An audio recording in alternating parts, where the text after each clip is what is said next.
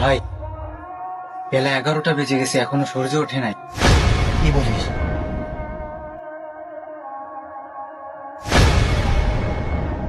আসলেই তো সকাল হয়নি।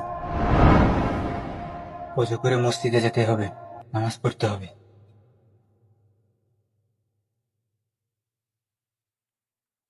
আল্লাহু আকবার। হায় আল্লাহ, আমার তো কিছুই মনে পড়তেছে না। কি পড়বো? কোরআন পড়তে হবে। কোরআন পড়ে তারপরে নামাজে দাঁড়াতে হবে। আমার তো কিছুই মনে আসতেছে না।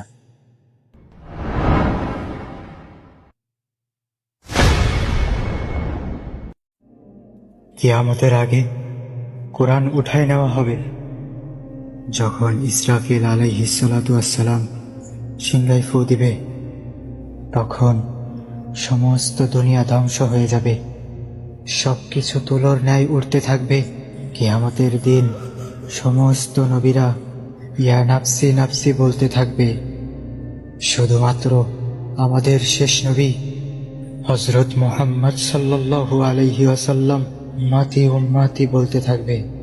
আমাদেরকে ডাকবে, হে আল্লাহ, তুমি আমাদেরকে শেষ নবীর খাঁটি উম্মত হিসেবে কবুল করে নাও। আমিন।